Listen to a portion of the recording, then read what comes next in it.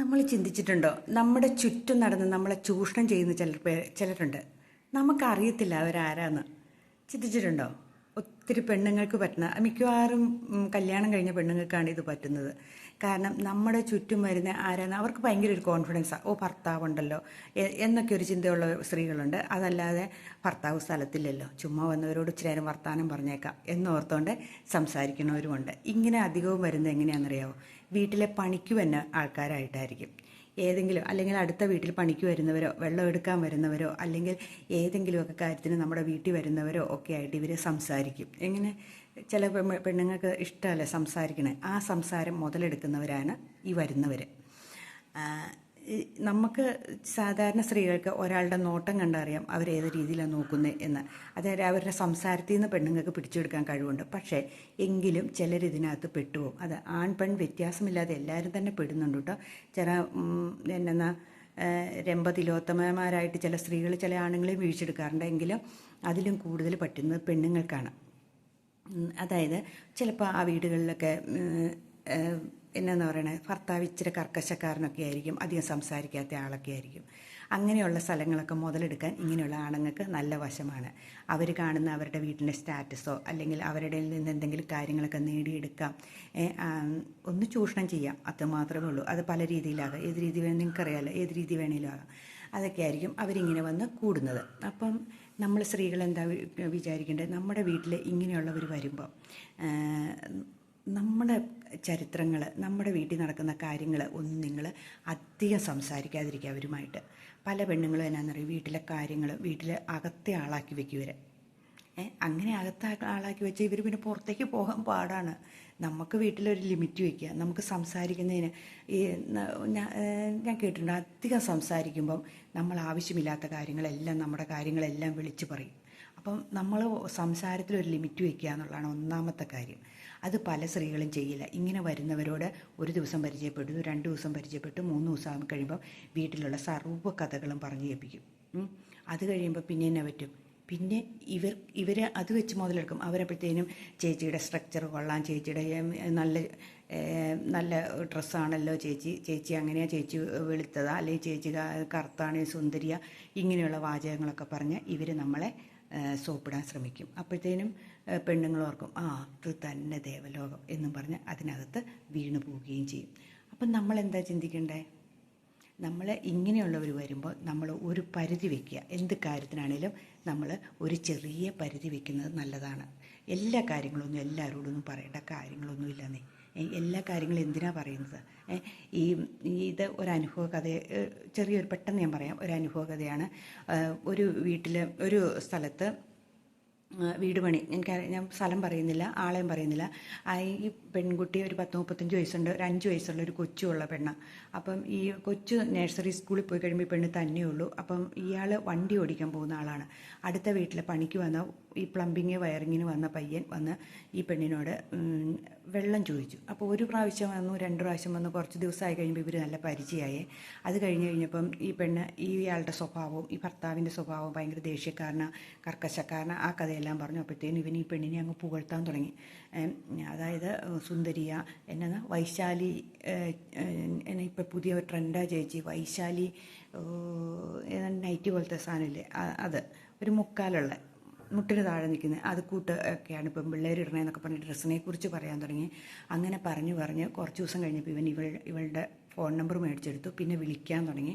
വിളിച്ച് അവിടെ ഓരോ സ്ഥലത്ത് പോകാൻ തുടങ്ങി. പോയി കഴിഞ്ഞ് കുറേ സ്ഥലത്തൊക്കെ നമുക്കറിയാമല്ലോ. പിന്നെ പോയി കഴിഞ്ഞ് പിന്നെ സ്ഥിരമായി. കൊച്ചിനെ നഴ്സറി വിട്ട് കഴിയുമ്പോൾ കൊച്ചിനെ വിളിച്ചോണ്ട് വരാനെന്ന് പറഞ്ഞ് പോയി തുടങ്ങി. പിന്നെയായപ്പം ഈ ഭർത്താവ് കൊടുക്കുന്ന പൈസ, അതായത് ഗ്യാസ് നിറയ്ക്കാനോ അല്ലെങ്കിൽ എന്തെങ്കിലും സാധനം മേടിക്കാനൊക്കെ കൊടുക്കുന്ന പൈസകൾ ഇവന് കൊടുക്കാൻ തുടങ്ങി. അങ്ങനെ മൊത്തം കുളമായി. അവസാനം കൗൺസിലിങ്ങിന് പോയി. അപ്പോൾ അവിടെ ചെന്നിട്ടും രക്ഷയില്ല. അവസാനം ഡിവോഴ്സ് കേസായി. 2 പേരും. ഇതിൻ്റെ കെട്ടിയവൻ ഇതിനെന്ത് അംഗീകരിക്കില്ല.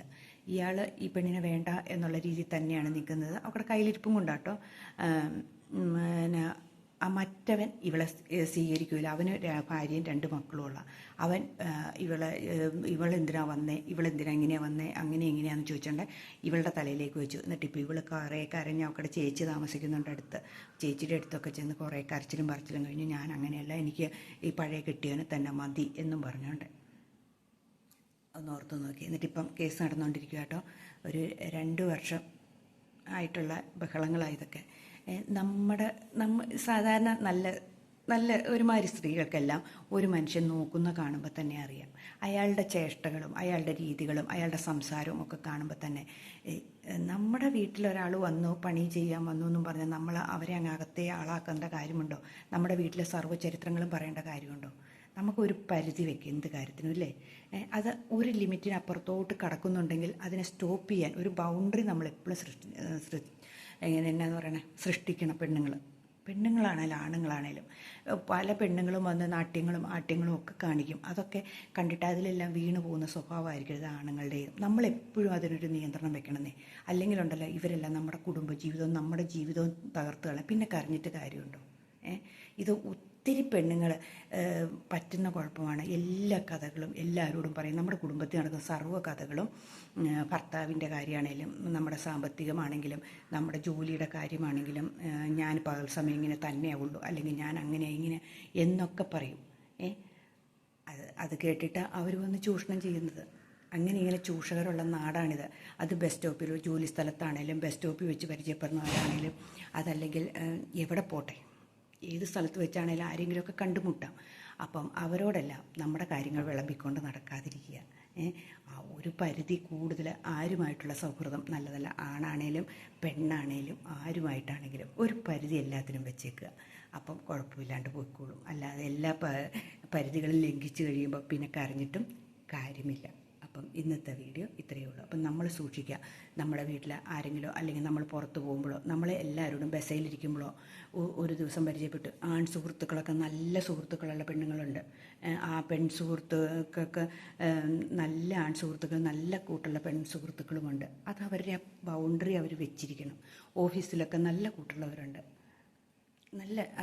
അത് എല്ലാ കാര്യങ്ങളും പറഞ്ഞു എന്ന് പറഞ്ഞാൽ അവർ നമ്മളെ ചൂഷണം ചെയ്യുന്നവരാരില്ല. പക്ഷേ ഈ ഒരു തരം സ്വഭാവമുള്ളവർക്ക്, ഒരു തരം ഞരമ്പ് രോഗമുള്ളവർക്ക് അവർ വരുന്നത് കണ്ടറിയാം അവരെ. എന്നാലും പെണ്ണുങ്ങൾ പോയി പെട്ടുപോകും. അപ്പോൾ പെണ്ണുങ്ങൾക്ക് ഞരമ്പ് രോഗമുള്ളവരുണ്ട്, ആണുങ്ങൾക്കും ഉണ്ട് എന്ന് നമ്മൾ മനസ്സിലാക്കുക. അതിനെല്ലാം ഒരു പരിധി വയ്ക്കുക. ആ പരിധിക്ക് അപ്പുറത്തോട്ട് നമ്മൾ പോകാതിരിക്കാൻ എപ്പോഴും നമ്മൾ ശ്രദ്ധിച്ചോണം. ആ പരിധി വിട്ട് കഴിഞ്ഞിട്ടുള്ള കൊഞ്ചലും കുഴച്ചിലുകളും ഒന്നും ശാശ്വതമല്ല. പിന്നെ കരഞ്ഞ് വിളിച്ചിട്ടൊരു കാര്യമില്ല. നമ്മുടെ ഭാവി പോവും, നമ്മുടെ മക്കളുടെ ഭാവി പോവും. ആ മക്കളൊന്നും ഒരു ഗതിയും പിടിക്കില്ലാത്ത അവസ്ഥയിലേക്ക് പോകും. തെറ്റ് ചെയ്തിട്ടുണ്ടെങ്കിൽ അതാണ് സ്വാഭാവികമായിട്ട്. അപ്പോൾ എന്തെങ്കിലും തെറ്റുകളുണ്ടെങ്കിൽ എന്തെങ്കിലും ഒരു ചെറിയ സൂചന നമുക്ക് കിട്ടുന്നുണ്ട് ആളെക്കുറിച്ച് എങ്കിൽ അവിടുന്ന് നമ്മൾ പെട്ടെന്ന് രക്ഷപ്പെട്ടോണം. അതാണ് ചെയ്യേണ്ടത്. പിന്നെ അതിനകത്ത് കടിച്ചു തൂങ്ങി കിടക്കരുത്.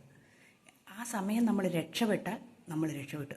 അതല്ല പിന്നെ ആ സുഖത്തിന് വേണ്ടി പോയിക്കൊണ്ടിരുന്നു, ആ ജീവിതവും പോയി. ഇത് കൗൺസിലിങ്ങിന് പറയേണ്ടതും അല്ലെങ്കിൽ അങ്ങനെയുള്ളവരൊക്കെ പറയേണ്ട കാര്യങ്ങളാണ്. പക്ഷേ നമുക്ക് അനുഭവം കൊണ്ട് എനിക്കറിയാം ഒരാളുടെ നോട്ടം കണ്ട അയാളോട് ശരിയല്ല എന്ന് നമ്മുടെ മനസ്സിൽ തന്നെ തോന്നും. ഇത് അയാളുടെ നോട്ടം ശരിയല്ലല്ലോ എന്നിങ്ങനെ തോന്നും. നമ്മളവിടെ പിന്നെ ഒന്നോടെ ശ്രദ്ധിച്ച് കഴിയുമ്പോൾ നമുക്ക് പെട്ടെന്ന് മനസ്സിലാവും. അപ്പം നമ്മൾ അവിടെ നിന്ന് ഒഴിവായി പോന്നേക്കുക. അതാ വേണ്ട. അല്ലാണ്ട് പിന്നെ അവിടെ തന്നെ നിന്ന് പിന്നെ നമ്മൾ കൊഞ്ചി കുഴയാൻ പോകുമ്പോഴാണ് നമ്മുടെ അടുത്തേക്ക് പിന്നെയും വരാൻ പോകുന്നത്. അപ്പം നമ്മൾ ആ കുഴയുന്നതിനും കൊഞ്ചുന്നതിനും ഇടയ്ക്ക് ഒരു പരിധി വെക്കുക. അത് കുടുംബജീവിതം പെണ്ണുങ്ങൾക്കാണ് ഈ കല്യാണം കഴിഞ്ഞ സ്ത്രീകൾ ഇങ്ങനെയുള്ളതിന് അധികവും പോകുന്നത്. കാരണം അറിയില്ല, മറ്റുള്ളവർ അറിയില്ല എന്ന് അവരുടെ ചിന്ത എന്ന് എനിക്ക് തോന്നുന്നു. അല്ലാണ്ട് കുഞ്ഞു പെണ്ണുങ്ങളൊക്കെ ഏതെങ്കിലും പഠിക്കാൻ പോകും, അവർക്ക് വേറെ പരിപാടികളുണ്ടല്ലോ. ഈ വീട്ടമ്മമാരായ സ്ത്രീകളും ജോലിക്ക് പോകുന്ന ചില സ്ത്രീകളും ഒക്കെയാണ് ഇങ്ങനത്തെ പരിപാടിയൊക്കെ ആയിട്ട് ഇറങ്ങുന്നത്. അപ്പം നമ്മളെപ്പോഴും ഒന്ന് സൂക്ഷിച്ചേക്കുക, ഒരു ബൗണ്ടറി സൃഷ്ടിച്ചേക്കുക. ചിലരുടെ ബൈക്കിൻ്റെ പുറകെ കയറി ഇരുന്ന് പോകുന്നു, നമ്മൾ കണ്ടിട്ടുണ്ട്. നല്ല പോക്കൊക്കെ ആയിരിക്കാം, എങ്കിലും അതൊന്നും നമ്മുടെ സമൂഹത്തിൽ അതൊന്നും അംഗീകരിക്കപ്പെടുന്നതല്ല. അത് കുറച്ച് കഴിയുമ്പോൾ ആ ബൈക്കിൻ്റെ പുറകെ പോകുന്ന 2 കുടുംബത്തിനും ദോഷം ചെയ്യുന്ന കാര്യമില്ലേ. അപ്പം നമ്മൾ അതിനൊക്കെ ഒരു പരിധി വയ്ക്കുന്നതല്ലേ നല്ലത്, ശരിയല്ലേ? അപ്പം ഈ പെൺകുട്ടി ഇപ്പം കരഞ്ഞു വിളിച്ച് നടക്കുക, ഒരു പ്രയോജനവും ഇല്ല. അയാൾ അംഗീകരിക്കുകയില്ല. അയാളെ കൊച്ചിനെയും കൊണ്ട് പോയി, അയാളുടെ മോനെയും കൊണ്ട് അയാൾ പോയി. ഈ പെണ്ണിപ്പം നടപ്പുണ്ട്, കൊച്ചിനെ കാണണം, അത് കാണണം. അവർ 2 കൂട്ടരും കേസും കൊടുത്തിട്ടുണ്ട്. അപ്പം എന്താ പറയുക, അപ്പം നമ്മളെ ചൂഷണം ചെയ്യാൻ വരുന്നവരെ നമ്മളൊന്ന് ശ്രദ്ധിച്ചുകൊള്ളുക. അതെവിടെയാണേലും ചില ബസ്സിലൊക്കെ കയറുമ്പോൾ പെണ്ണുങ്ങൾ കിടന്ന് ഈ കണ്ടക്ടർമാരും കിളിമാരെയും എല്ലാവരും ഒന്നുമില്ലാട്ടെ, എല്ലാ കണ്ടക്ടർമാരും അല്ല, എല്ലാ ഡ്രൈവർമാരുമല്ല, എല്ലാ കിളികളുമല്ല. പക്ഷേ കുറച്ച് പേരുടെ അടുത്ത് നമ്മൾ സ്ഥിരം ഇങ്ങനെ യാത്ര ചെയ്യുമ്പോൾ നമുക്ക് കാണാം എന്താ കിടന്ന് കമ്പിയെ തൂങ്ങിക്കിടന്ന് വട്ടം കറങ്ങുമായിരിക്കും. ചിന്തിച്ച് നോക്ക്. കമ്പിയുടെ ഇങ്ങനെ പിടിച്ചേക്കും, ഡ്രൈവറോടും കണ്ടക്ടറോടും ഓരോ ബ്രേക്ക് കൂട്ടുമ്പോൾ ഫ്രണ്ടിലോട്ട് ചെന്ന് അയാളുടെ അടുത്ത് നിന്ന് ഇങ്ങനെ വന്നു. ചിലർ ഓരോ ചില സ്ഥലത്ത് മാത്രമേ നിൽക്കുകയുള്ളൂ. അങ്ങനെയൊക്കെയുള്ളവർ എന്തിനും ആവശ്യമില്ലാത്ത ഞാൻ അത് മിക്കതും കണ്ടേക്കുന്നത് ഈ പ്രായമായ സ്ത്രീകളാണ്. ഒരു 35 വയസ്സ് കഴിഞ്ഞ സ്ത്രീകളായിരിക്കും മിക്കവാറും, 35+ ഉള്ളവരായിരിക്കും. അപ്പം അതെന്താണെന്ന് എനിക്കറിയില്ല. അവരുടെ കുടുംബം നോക്കുന്നില്ല, അവരാ ചിന്ത പോലുമില്ല. അവരുടെ കുടുംബം താറുമാറായി പോകുക എന്നുള്ളൊരു ചിന്ത പോലും അവർക്കില്ലാതെ നടക്കുന്നത്. അപ്പം നമ്മളെപ്പോഴും സൂക്ഷിക്കുക. നമ്മളെ ചൂഷണം ചെയ്യാൻ ആരും ഉണ്ടായിരിക്കും. നമ്മൾ ഒരു കുടുംബത്തെ നശിപ്പിക്കുമ്പം വേറൊരു കുടുംബവും കൂടെ നശിക്കുന്നേ എന്നൊരു ചിന്ത വേണം. ശരിയല്ലേ? ഇതൊന്നും പറഞ്ഞു തരാനൊന്നും ആരും ഇല്ല എന്നോർത്തോണ്ടാണ് പലരും നടക്കുന്നത്. ഇവരുടെ ഒന്നും കുടുംബത്തിലുണ്ടല്ലോ, ഇവരുടെ മാതാപിതാക്കളോ അല്ലെങ്കിൽ നമ്മൾക്കൊരു സന്മാർഗീയമായിട്ടുള്ള കാര്യങ്ങളൊന്നും പറഞ്ഞു തരാൻ ആളില്ലാതെ വരുന്നതുകൊണ്ടോ എന്തോ ആണോ ഇവരൊക്കെ ഇങ്ങനെയുള്ള ഈ പെട്ടെന്നുള്ള ബന്ധങ്ങളിലൊക്കെ ചെന്ന് ചാടുന്നതെന്ന് എനിക്കറിയത്തില്ല. അത് നമ്മുടെ ഭർത്താവ് മിണ്ടില്ല അധികം, അല്ലെങ്കിൽ ഇച്ചിരി കർക്കശക്കാരന എന്ന് ഉണ്ടെങ്കിൽ അത് നമുക്കതാണ് എന്ന് ചിന്തിച്ച് അതിലങ്ങ് മുന്നോട്ട് പോവുക, അതിലങ്ങ് ജീവിക്കാൻ ശ്രമിക്കുന്നതായിരിക്കും ഏറ്റവും നല്ലത്. അതല്ല ഒത്തിരി പറ്റില്ല എങ്കിൽ നമ്മളതിനെ വിട്ടിട്ട് പോയിക്കൊള്ളുക, അതാ വേണ്ട. അല്ലാണ്ട് വേറൊരാൾ വന്നു കഴിയുമ്പോൾ സ്റ്റെപ്പിനിയായിട്ട് വേറൊരാളെയും കൂടെ വെച്ചുകൊണ്ടിരിക്കേണ്ട കാര്യമുണ്ടോ? അതാണ് നമ്മൾ ചെയ്യണത്. സ്റ്റെപ്പിനായിട്ട് വയ്ക്കുമ്പം എപ്പോഴും അത് നമ്മുടെ കുടുംബത്തിനും നമ്മുടെ മക്കൾക്കും നമ്മുടെ എല്ലാം തകർന്നു പോകുന്ന അവസ്ഥയാണ്. ശരിയാണോ ഞാനീ പറഞ്ഞത്? നിങ്ങളൊന്ന് ചിന്തിച്ച് നോക്കട്ടോ.